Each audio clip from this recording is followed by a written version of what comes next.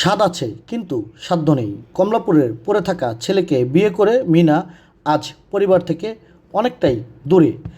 তো মিনার এবং রাজুর ভালোবাসা যেন এক উজ্জ্বল নক্ষত্র আবারও পরিচয় করিয়ে দিল। ভালোবাসা মানে না কোনো ধনী, মানে না কোনো গরিব, মানে না কোনো জাত, মানে না কোনো কিছুই।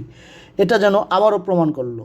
স্বামী খাইয়ে দিচ্ছে স্ত্রীকে, স্ত্রী খাইয়ে দিচ্ছে তার স্বামীকে। এ যেন এক অন্যরকম ভালোবাসা। যুগে যুগে ভালোবাসার অনেক উদাহরণ আমরা দেখেছি, যেমন সম্রাট শাহজাহান মমতাজের জন্য তাজমহল তৈরি করেছে, চণ্ডীদাস রজকিনীর জন্য বর্ষি বেয়েছে। এ যেন অন্যরকম ভালো। আবার আমরা এটাও দেখেছি, ভালোবেসে অনেকে কবি হয়েছে, অনেকে গায়ক হয়েছে, অনেকে গায়িকা হয়েছে। আবার ভালোবেসে অনেকে দেবদাস হয়েছে, আবার ভালোবেসে অনেকে পাগল হয়েছে।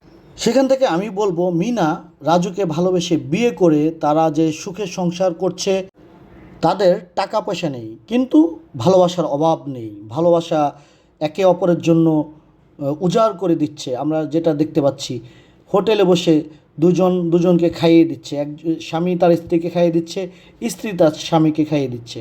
এ যেন ভালোবাসার এক উজ্জ্বল নক্ষত্র। আবারও বলছি, তো যারা ভিডিওটি দেখছেন একটু বেশি বেশি করে শেয়ার করে দেবেন এবং অন্যকে দেখার সুযোগ করে দিবেন। এদের ভালোবাসার কাছে যেন সব কিছুই হার মেনে যাচ্ছে।